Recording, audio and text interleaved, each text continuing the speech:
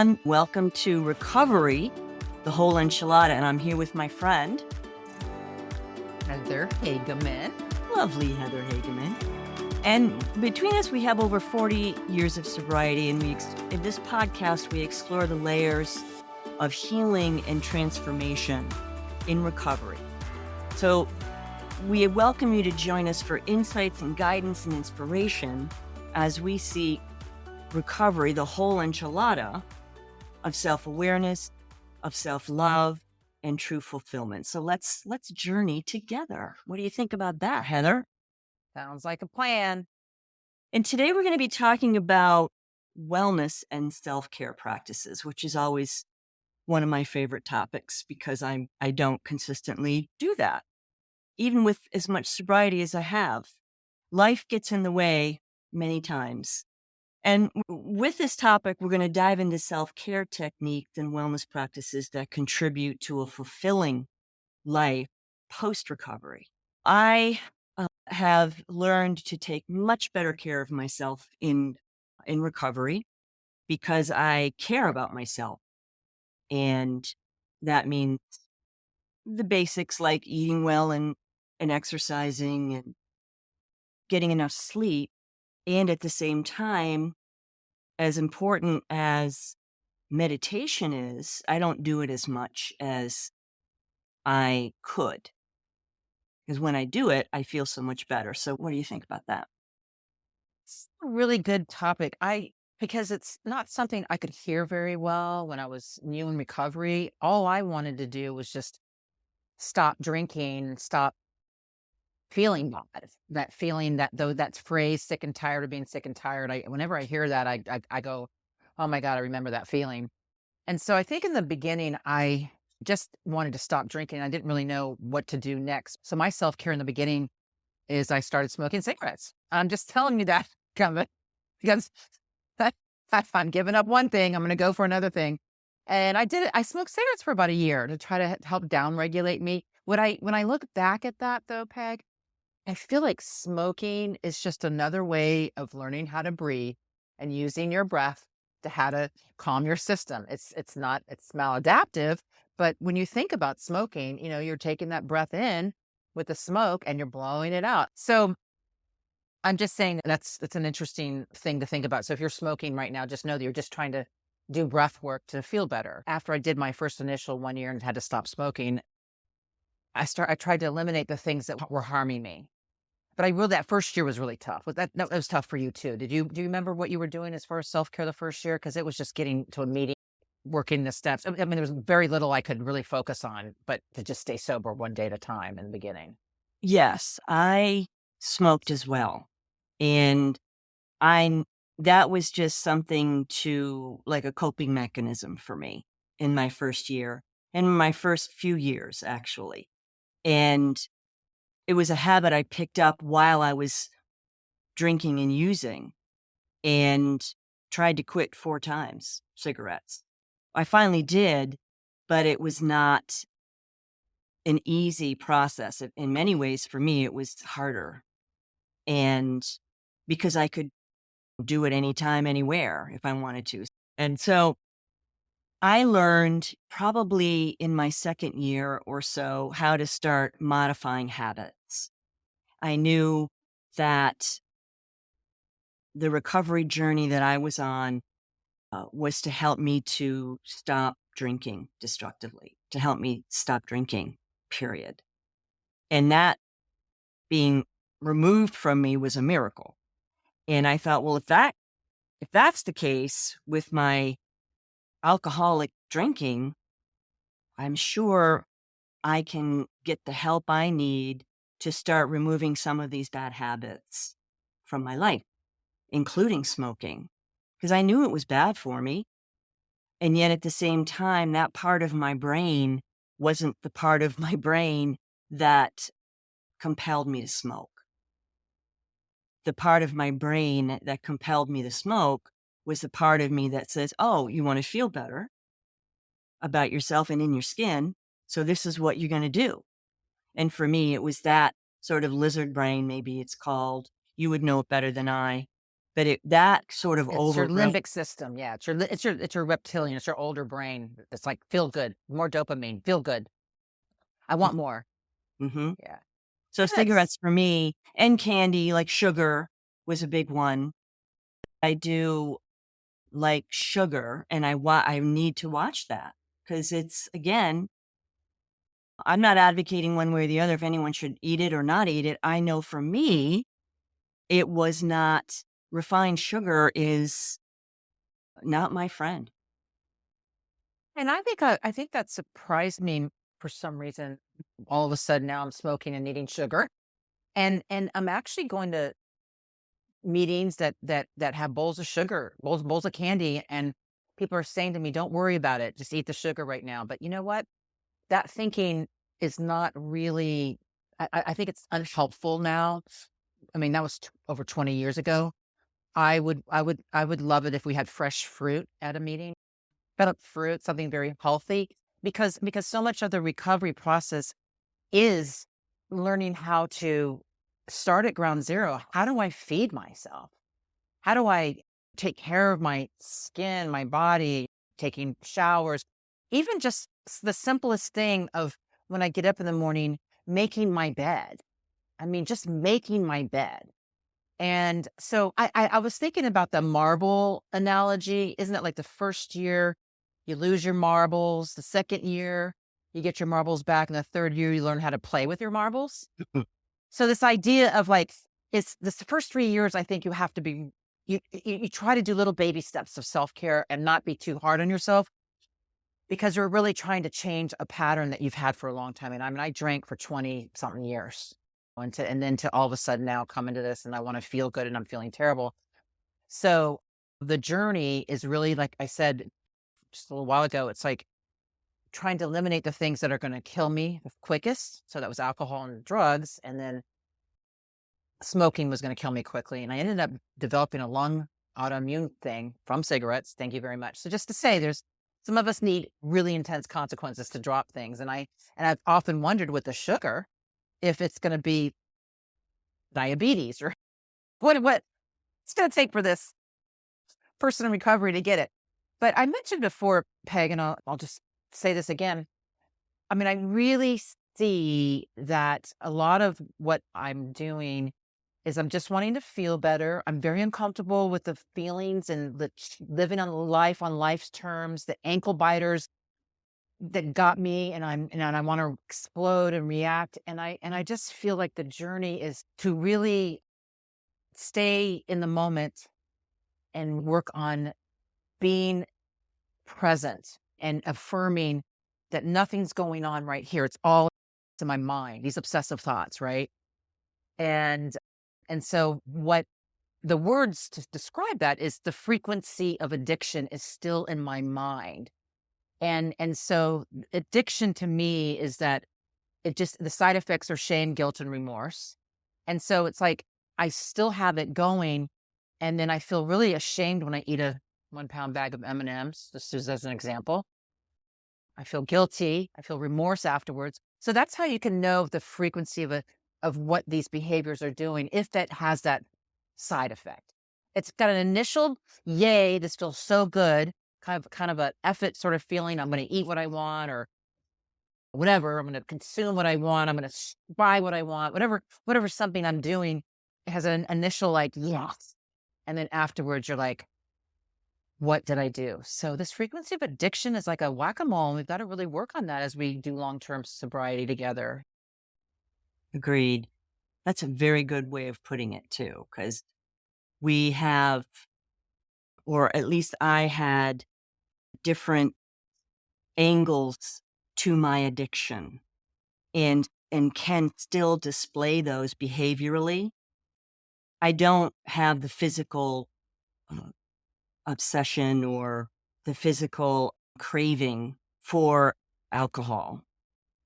In my case, alcohol. I didn't really do drugs, but alcohol's a drug, and I did a lot of not such great things on alcohol. And I found that in working this recovery, I needed to look at deeper layers of myself. And how that was affecting me and why I would do certain things, I rarely turned the mirror on myself. It was much easier for me to point at you and let you know what you should or shouldn't be doing. And when I would do something that was less than healthy for me, I did need to, and this is where recovery has helped me a lot, turn the mirror back on me and say, what's going on with me right now that I'm feeling this urge to eat all this sugar or escape in some other way. And I have to be aware that there's something deeper going on. And I'm feeling, as I shared with you earlier, restless, irritable, and discontented. And I'm like, what? Why? And sometimes the only why for me is the fact that I am a recovering alcoholic. And those are the symptoms of recovery. And frankly, I believe they're gifts because they're pointers. And it points me to what I need to look at. It will help me to determine what I'm feeling or what I'm trying not to feel and why. I have found that these other distractors really are pointers for me. And I also don't believe in 100% deprivation when it comes to things that are, let's say it this way. I 100% believe that I cannot drink. That is not going to happen today. And there are other times when I want that Klondike bar that's in my freezer. And maybe I've worked out or I've taken a walk or I had a healthy meal that day. I will treat myself to that. And I look at it as a treat and not as an escape. As long as I can keep a balance with that, I think what brings some meaning to life is these treats and these rewards where we have a reward center in our brain. And it's nice to have those little rewards that we can look forward to that are relatively healthy. It's balancing that because I also have the disease of more. And so if there's one Klondike bar, there might be three I might want to eat. And I've learned, okay, balance is key. I'm not going to deprive myself because then I'm going to feel even more compelled to want to do it. So I'll have myself a Klondike bar and enjoy it. Yeah, you bring up a good point because I think for people in recovery, I'll speak again for myself, maybe you all can relate. Anytime you tell me no and tell me I can't have it, oh my gosh, I just don't hear things correctly. I'll just go in the opposite direction. So I have to be very careful, and it's very important to not go black and white, all or nothing. Like you said, I have to be black and white, all or nothing kind of mentality around drinking. It's done, done. There's no it's There's no complete leeway. abstinence. Yeah. Okay, but now we got all the other things out there, and they actually call them process addictions. When does it become an addiction, and when does it just become this habit? And it's a balanced habit that you have. Like every time I eat any kind of meal, and food is the hardest one I think to deal with because it goes way back to the start of life. I found a picture of myself as a 2-year old. Oh my gosh, I wanted to share it with you, Peg. Where I'm sitting on the floor and I have a lollipop in my mouth. And I had this look on my eyes like a deer in headlights, and I was just like, "That's my little 2-year-old that comes out as an adult me, and I get those lollipops." So it's like, okay, this idea of enjoying it, like you said, another thing too. So if we are going to and have something, being clear that we are grounded in our routine and that we feel we're not eating out of shifting something, but just for the pure enjoyment of a dessert after a meal, let's say, and that you sit and you enjoy it. You don't gobble it up and go into a trance like, you could with this stuff. Because a lot of it is trying to run away from feelings too. So, but it can be that way with shopping, with Amazon. Oh my gosh, sometimes I get boxes on my front doorstep and I think, oh Mhm. my gosh, am I doing blackout shopping? And and I hope you were hearing that no matter how much time you have, we're still really human. I think now is I laughed at myself because I'm so goofy now. Like, or maybe I don't take myself so seriously. I think for many years I did. It was something that was told to me, stop taking yourself so seriously. But coming back to trying to live in a way that supports your sober journey is to find a balanced way. And how does that look? And everybody has their own way of figuring this out. And for me, I have found I had to seek other sources, and I landed in yoga, and I've talked about that before. But one of the things I love about yoga, I feel like a lot of it's very comparable to our recovery system in a sense, because what they're teaching you is to have a daily practice where you and they're not saying do yoga moves. They're saying a daily practice where maybe you get on your knees and you do a sun salutation on your knees and you breathe, or maybe you're in child's pose and you flip your hands over and you say to a higher power, relieve me of this, help me with this. So for me, because my body was the instrument of I was trying to destroy my body. My journey now is to befriend this body and say good morning to my body. Hello, hello, body, and begin to get embodied by doing some of these movements, because that's what yoga is really trying to teach you, how to get into your body and be comfortable in your skin and feel this felt sense of wholeness so that you can make better choices for yourself throughout the day. What was you saying? Pointers? Were you saying pointers? Yeah. Right. I was thinking pausers too. Like Mm. there's when these things come up, like you're feeling restless and discontent, and maybe you're reaching for the second Klondike bar or whatever. This is when we want to do the pause and really take some breath, like a blowout or purse, let's exhale, just anchor into the body, use an affirmation to stabilize your emotions, PAUSE. That's kind of what I tell myself.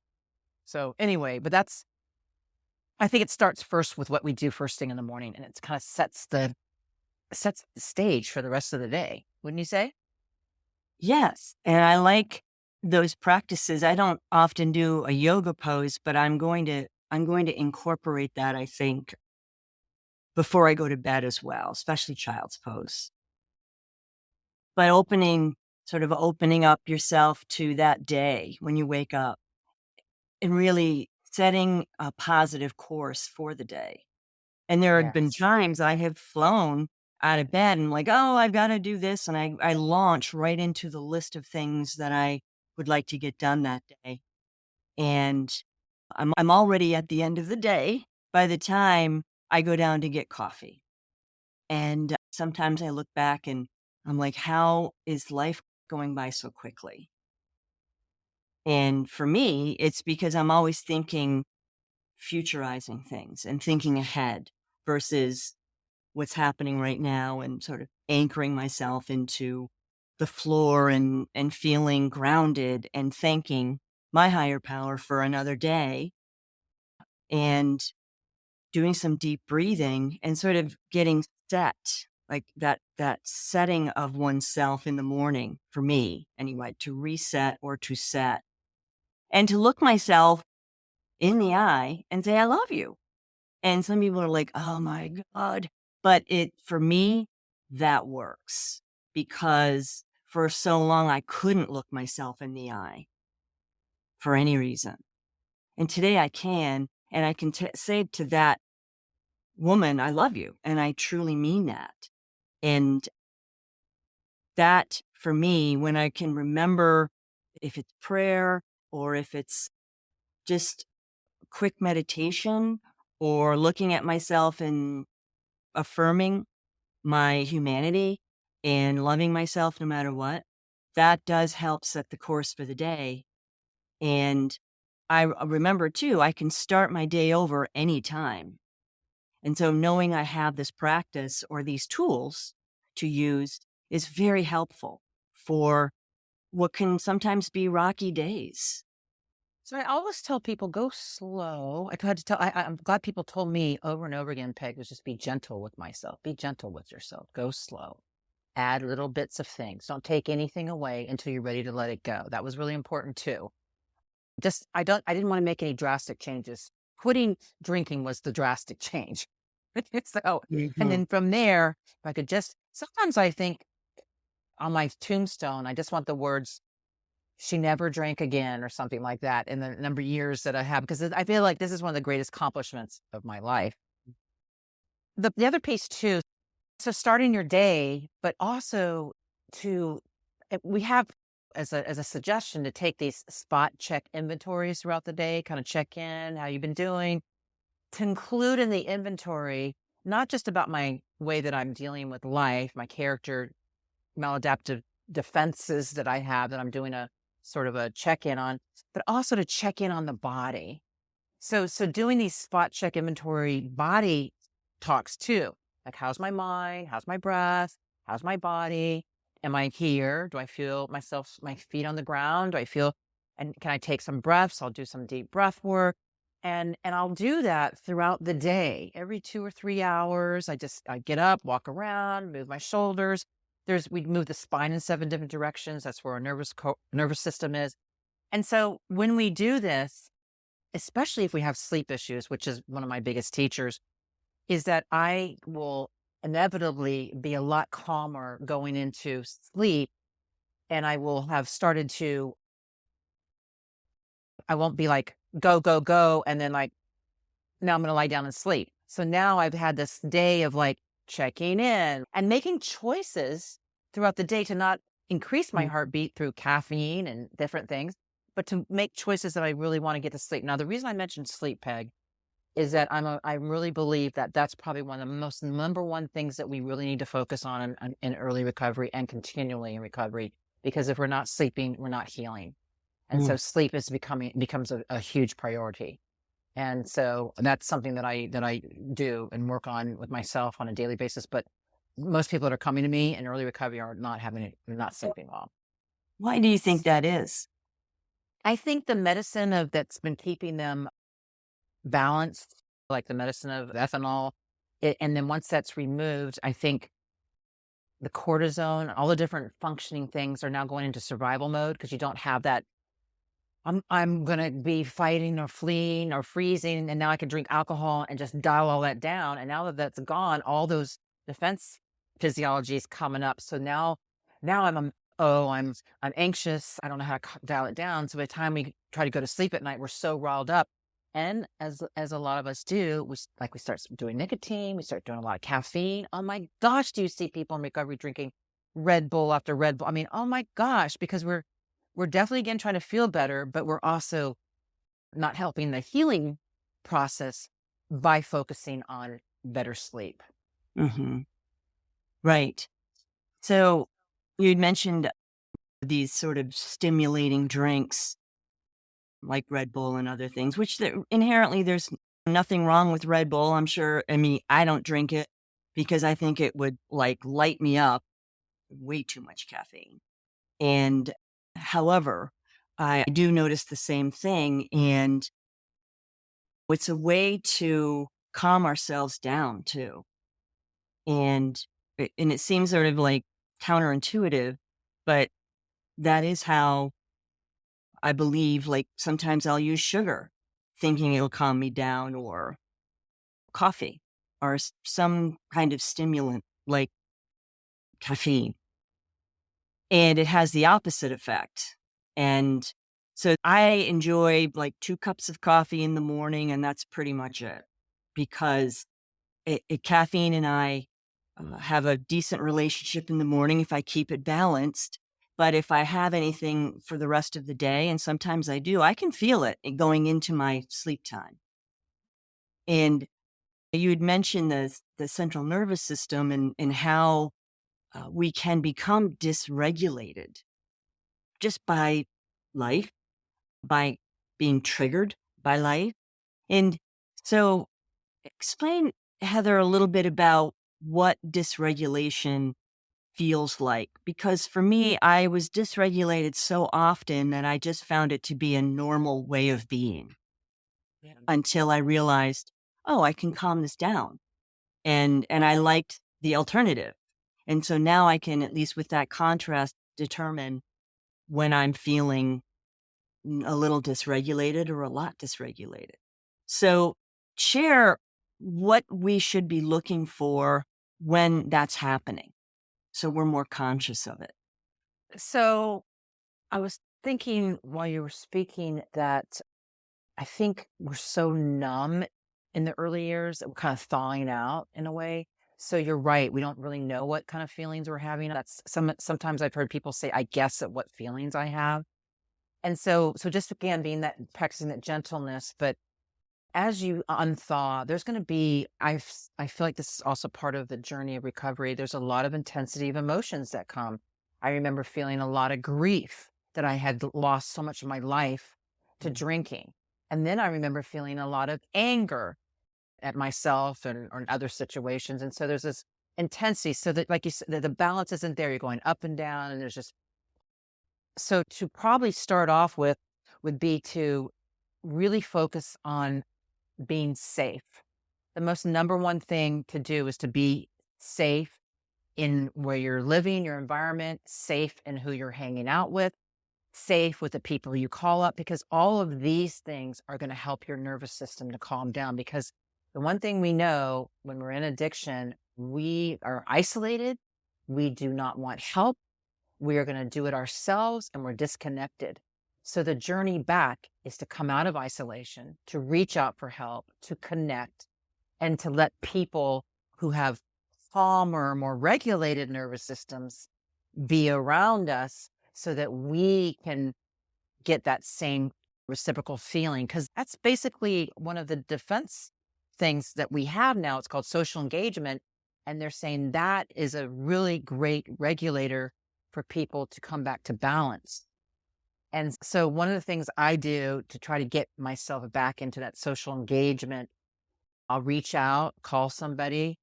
I'll go to a meeting, or I'll go and be to the studio, the yoga studio, and take a class. I mean, there's different ways, but rather than run and isolate, I go towards people mm. to begin that journey back to myself, because that's the first step. And the lens of safety is paramount in the healing process. And so when I do get dysregulated, which I can now feel it now because I am in I've spent so many years in this yoga path and using the tools that I've learned from recovery, the the meditation and all that different things, I can feel the it's like a sizzling, and I'm using these fingers. It's sizzling that starts to happen around the back of my neck, starts to climb around the back of my head, and I start to get, and my shoulders start to hunch, and I start to clench, and my jaw clenches. So part of the journey would be to write down what's happening or trigger, and then to talk to the trigger in a sense like, okay, I'm feeling this stress. Talk out loud. I'm noticing. These are two words that will keep your brain online and be very helpful to keeping you in that prefrontal cortex area. You begin to say, oh my gosh, I'm noticing that I'm feeling heat around my throat. I'm observing that my stomach is feeling clenchy. If you can be in this observer without judgment way of looking at yourself, you can hold it together enough and maybe to call somebody and say, listen, this is what I'm feeling right now. I'll tell you, being someone who's been in recovery for a long time, I don't do that as much as I used to, and I regret it because I know that it'll get me. It was a tool that I use and gets me out of my explosive whatever I'm going into, fight, flight, or freeze. Mm. Because I'll just tell you, this past week, I found out that my health insurance had gone away. Like they completely took me off my health insurance, and it was a series of mistakes they made. So when I went to go to the pharmacy to get meds, they said, you don't have health insurance. You don't have this. So calm Heather, grounded and breathing well, would have just gone, okay, it's just a mistake. It's not personal. I'm going to call. We'll figure it out. I didn't work out like that. Ye And I could feel it just coursing through me. And I called and left messages at the insurance company telling them I felt violated and how could they do this? I mean, it was embarrassing. So sometimes we grab it in time, sometimes we don't. But I was down, we call it down the limbic system rabbit hole, where you are at the mercy of your reactionary self. And so we have to protect that deep part of our brain, which is the limbic system.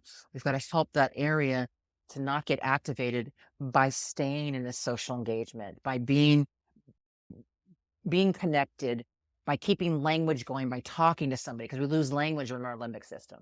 So these are some of the tools that I use and some of the ways I try to know where my triggers are. That would be the first step, is to know what your triggers are, and then learn how they enter your body, and then learn what you can do to move them out of you, Mm, whatever ways that looks, movement, breath, and then talking to somebody. It's all perfectly packaged. That seems to help. that is very helpful. There are times when I have felt what I call hijacked by my limbic system and feeling really dysregulated.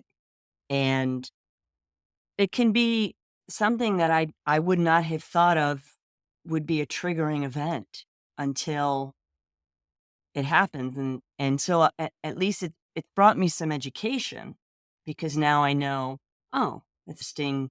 I didn't realize that life event, what seemed like a very minor situation, really had an effect on me. And I'm feeling sort of this rush of adrenaline. And I stop when this happens, I am not able to formulate words to tell you what's happening. I want to run and I don't want to deal with people. I want to do the exact opposite of what you recommended. And I see now why.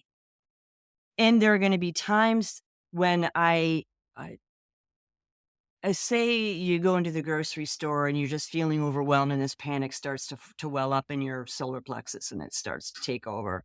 And you don't really have time or you're not in a situation where you can reach out to someone right away. What could you do to physically start to regulate yourself? Like, what could you do in a moment where you're feeling that dysregulation and you don't have someone there? You can't really access anyone at that time, and that's going to happen.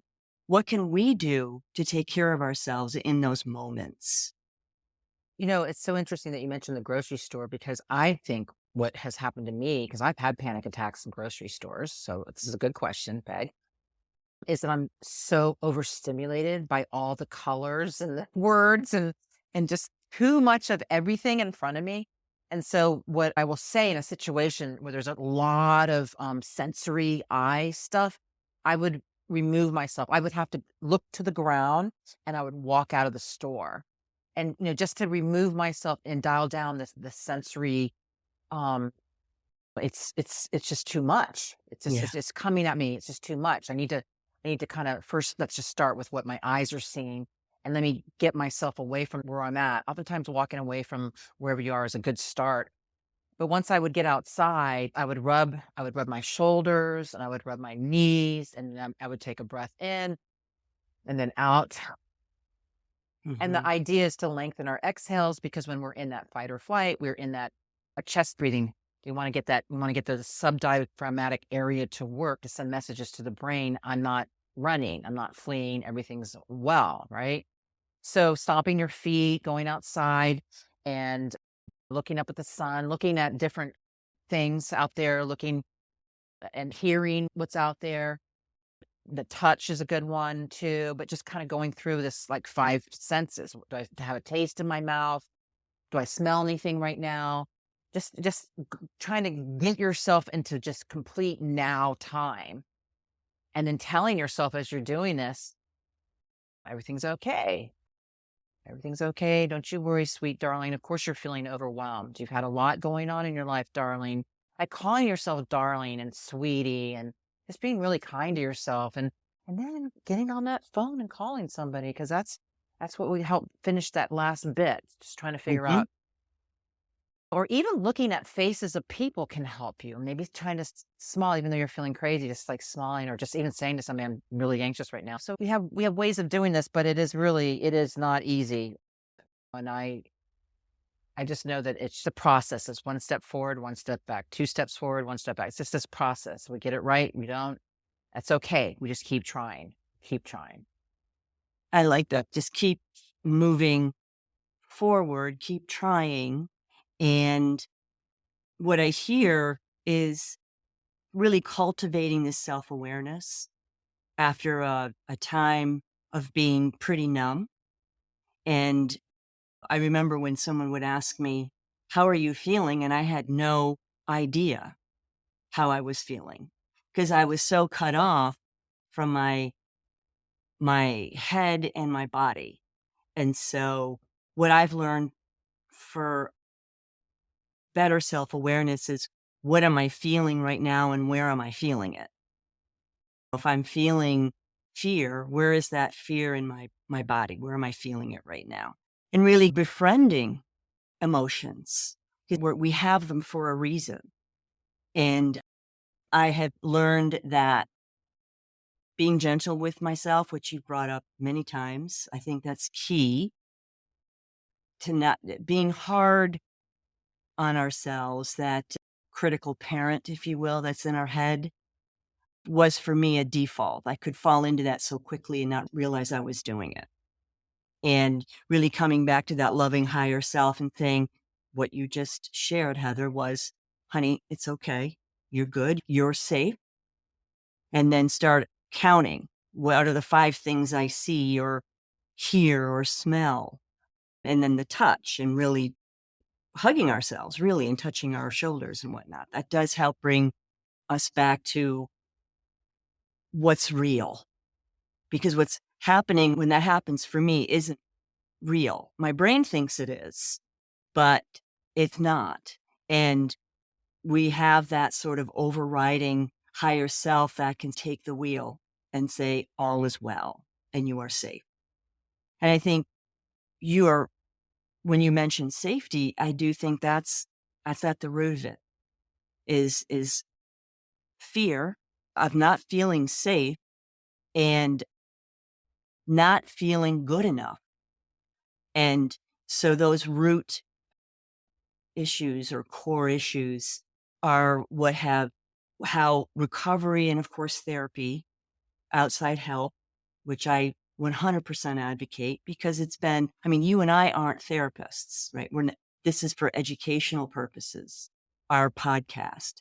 But when I've had to have therapy, I go to a professional and I get the therapy I need because they can offer me a wider perspective or a different perspective. And that has been very helpful for understanding myself because when I understand myself and I can start connecting dots, that dysregulation doesn't happen as often because I don't see it as this sort of incoming enemy that's going to hurt me. I see that I am okay. And these are the things I have to do to take care of myself. And of course, reach out to safe people and let them know, hey, I'm feeling this way right now. I'm feeling sad. I'm feeling afraid. I'm feeling angry. And it's okay, especially women who, in my case anyway, have brought up to think that anger was not okay. Now, weaponizing anger is not okay. And I would do that when I was in my disease, is I would weaponize my anger. Today, I don't weaponize it, but I feel it and I don't look at it as the enemy. Anger with love means change. If I'm angry, but I'm not in this difficult negative place, then I can bring about the change in my life that's needed because again, anger for me is a pointer.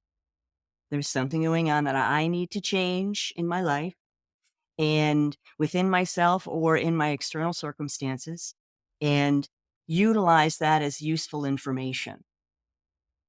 And and for me, distractors have also been people. It's some people can be like candy for me. And so I've had to learn to not give away my power to other people.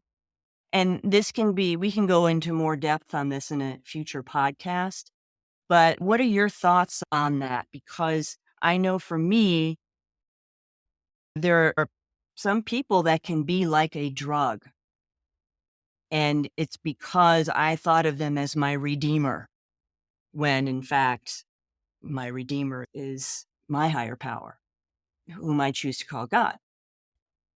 But there are times when I'm like, oh, that person has all the answers and will make me feel whole and wonderful. And then I get hijacked again.